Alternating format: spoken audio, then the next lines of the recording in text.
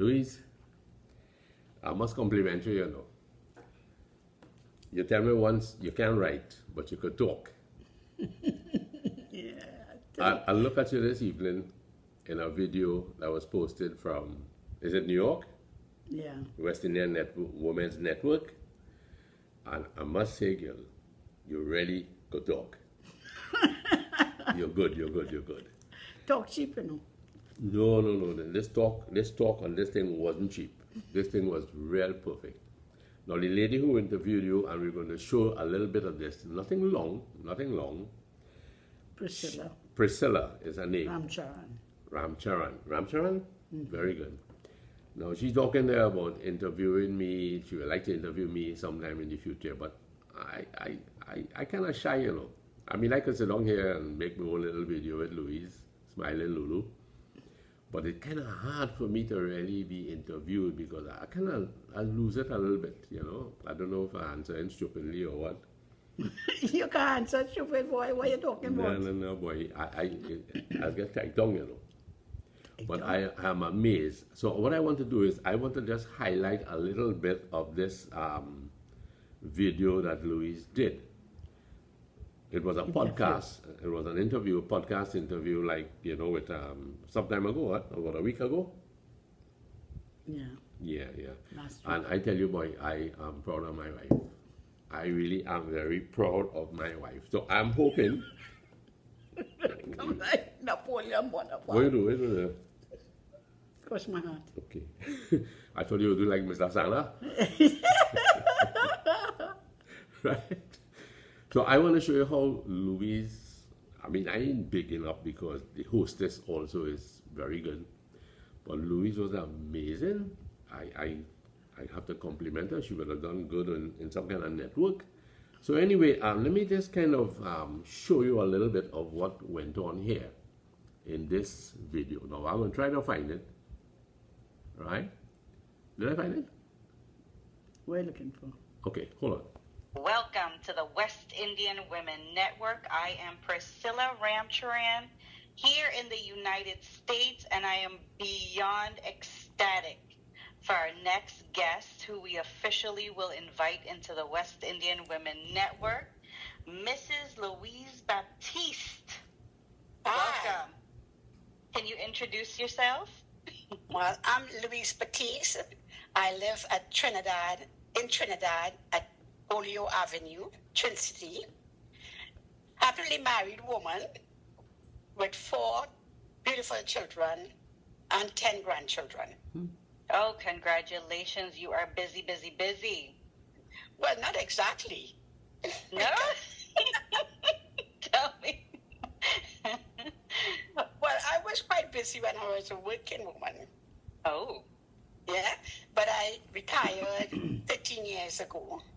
congratulations. Thank you. After 40 years of service with National Petroleum. Yes.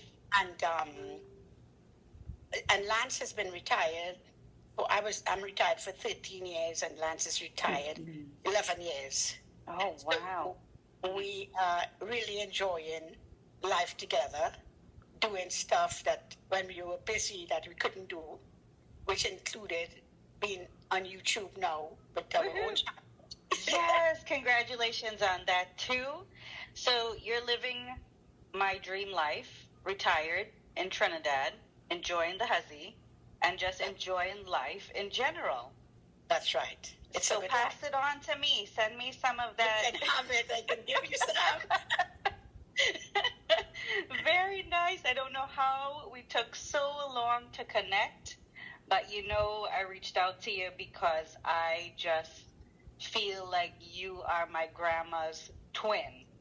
Really? And I sent you the picture. Yes. And I don't know what you think.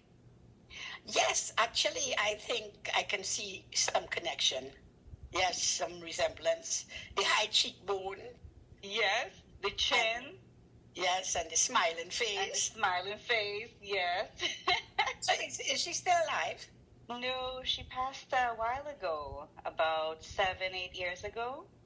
Okay. But she lived a full life. Wonderful. I miss her a lot, but when I think about her, I feel so happy that I feel she's right here with me. Wonderful. Good And now I have you to look at. Well, thank you for coming on my channel. I definitely spy on you, on yours, and see all the mischief you and Mr. Lance do and the good times that you have. So what can you tell us is the best way to enjoy retirement? Well, for me, one of the things that I really looked forward to retirement for was getting up late in the morning. Yes. Sleeping. Because for many years, it was like leaving home at 6 o'clock in the morning to face the traffic and get home 6 o'clock in the afternoon. And it was just like, you know, till you go to bed to be up again. Right. With the routine of a family. Yes. So retirement for me, sleeping in late. For the first 6 months of my retirement, I got up every day after 8. Oh, you go, girl. That is life in London, as they say, right? Yeah. And Lance is an early bird, however. I know So, this. yes, he's an early bird. So he would get up and he would go and make his own breakfast because he's a 6 o'clock breakfast person. Ooh, And he would even bring breakfast for me in bed at 8. So retirement was like, wow, is this for real? Why did I wait so long to retire? Exactly. Well, I retired at 57. Okay. At 57, I took like early retirement.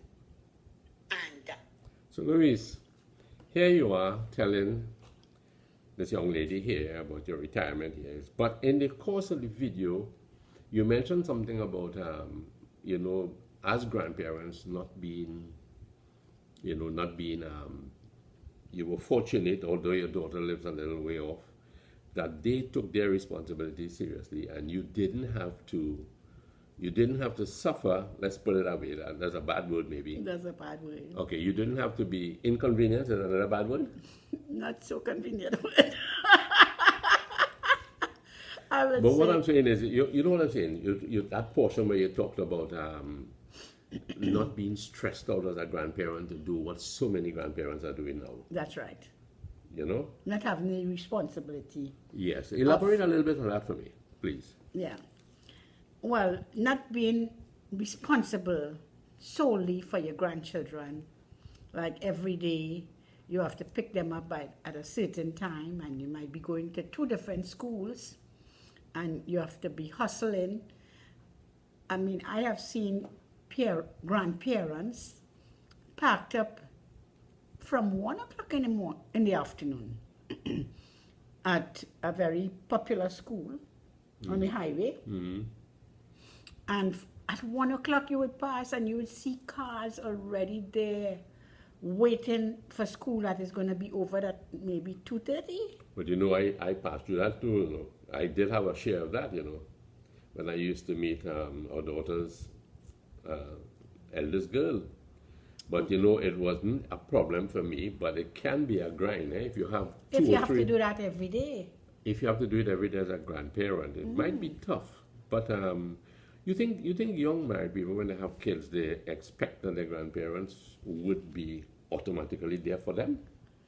Well, you take it for granted, yes. Uh-huh. Because you know that there's nobody can do it better than your parents. Because you know that your parents were very loyal to you, and therefore your children, they'll be loyal to your children. And they feel comfortable because mommy and daddy, your child is safe with them.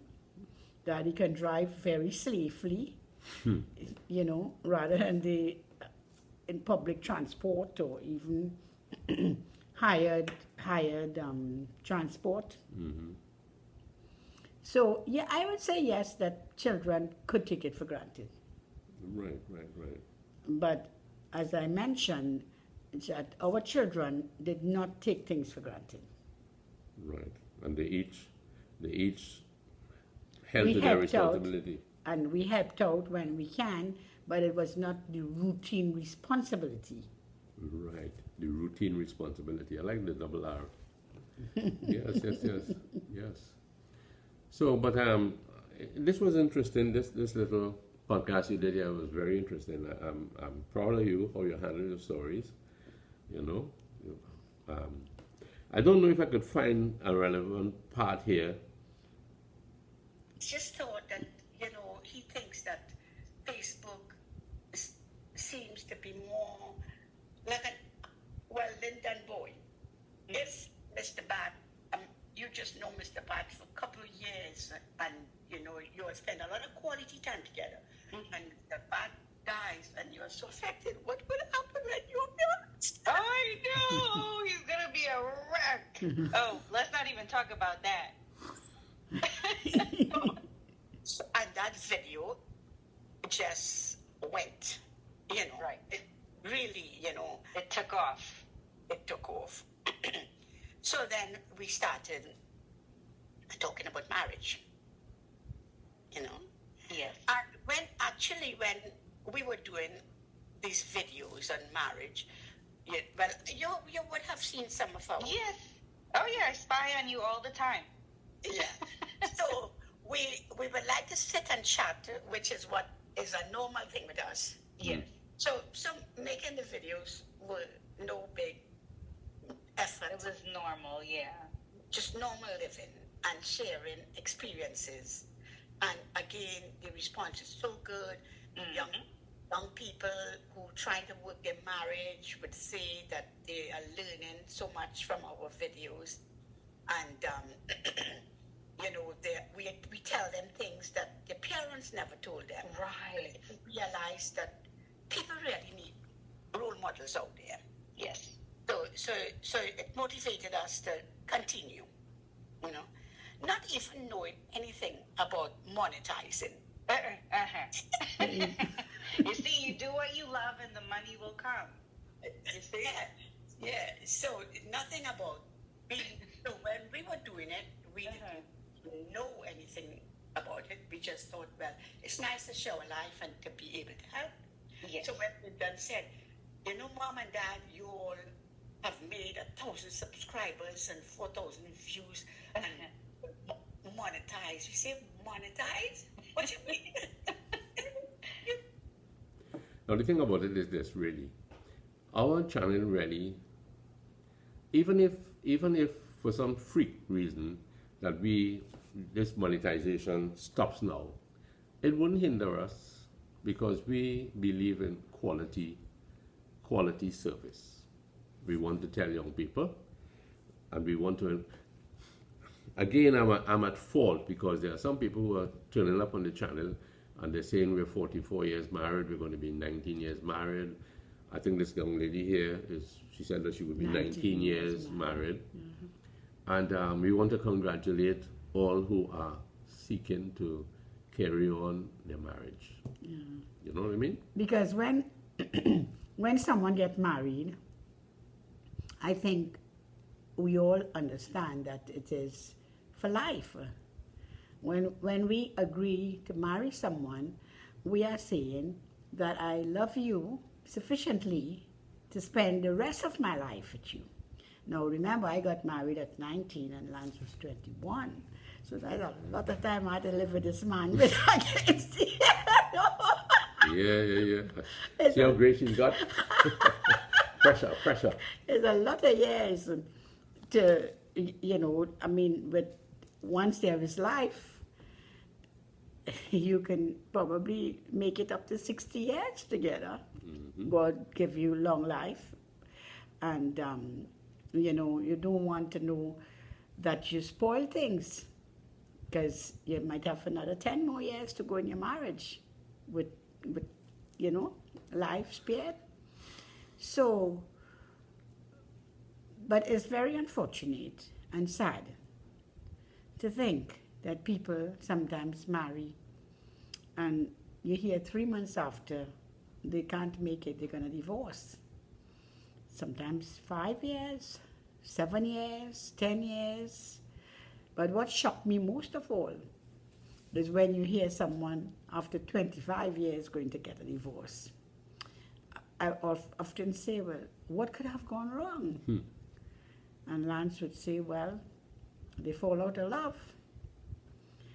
And, you know, and we would talk about, like I remember asking Lance some years ago, and I said to Lance, not asking, but I told him, I love you more than when I married you. And he said to me, I love you as much as when I married you. And I thought, well, you mean you don't love me more than, I mean, after 20 years, you don't love me more? And he said, well, let's put it this way. When I married you, I loved you 100%. And now, after 50 years married, I love you the same amount. So that speaks of consistency. You have not diminished, the way you treat me and behave has not diminished in my eyes. So I love you as much as when I married you. Well, that was a high kind of compliment, you know. Yeah, it was. That was a high kind of compliment that, you know, really, I mean, you didn't, you know, sometimes you give somebody a clean slate and then they mess it up. So I was glad that after all those years that he still felt the same way as when he married me, 100%. Where's the slate anyway? Where did you put the slate? Can you bring that slate for me? You might mess it up, man. Anyway, Louise, girl, I really want to, you know, we want to keep our time now, but I really appreciated this podcast you did. Tell us what you're up to and accept my friend request on Facebook when you have time. Wink, you understand? I sent you a friend request on Facebook. Okay. Good. Yeah, because we hardly go now on Facebook. Oh, okay. Yeah. That's okay. Yeah. I have you personally. You have any final messages for our viewers? Yes. I would like to see that you have to keep the love burning. Marriage is like a garden. Yes. And it is every day you tend to your garden. There are different areas of doing the garden. Sometimes you're pruning. Yes. Sometimes you're digging around the soil. You have to put the manure and your garden flourish. Water it every day. You know, it's the same with marriage. You cannot take it for granted. Never. You don't take your relationship for granted. You know, and one of the things that is very important is you must respect your partner. That's right. Coming time just like any sort. He read your mind. Yeah, you know, respect is a very important thing. And when we respect each other, we will be very careful how we speak to each other. You know, you don't take it for granted. I'm your wife and I can talk to you anyhow. No. You know? Yes. There must be respect. There must be, and when we have respect for our partners, our children will learn to respect their husband. Partners, yes. Absolutely. Their partners. You know? So that respect goes a long way. And communication, it is very good to communicate. Not that you're going to catch every ball that falls, because there are times when you have to let it go. Yes, for sure. You have to let it go. Timing in when you speak. Yeah, timing in when you speak. You would not want to approach your partner on a topic when he just comes from a traffic jam. Right, exactly. You have a good topic that you need to address, but timing is important. Yes. And tone. Yes. Your tone and how you speak to your partner. Well, Louise, you did a good job, and we want to thank Priscilla because she really made this possible. And I think she's a great help to the West Indian community, you know. And I know you're always quick to talk about marriage, you know. We're not marriage counselors by any means. We are not marriage counselors. We're not cooks. But I tell you, we enjoy Experience is the best teacher. the best teacher, right? Okay, my dear. So everybody, all the subscribers and everybody out there who are enjoying their married life, that's great. If you're going to get married, look forward to being yourself. Be straight with your partner. You can let your partner know some things that you don't like and some things you like. Get to know each other. Get to know each other so that it will work when you, as they say, tie the knot. And be real. Be real. Who you really are. Who Yeah. you really are. Before you get married, be real. So that 100%, and she spoke about, it will continue. Maybe for some freak reason, might get to be 120%.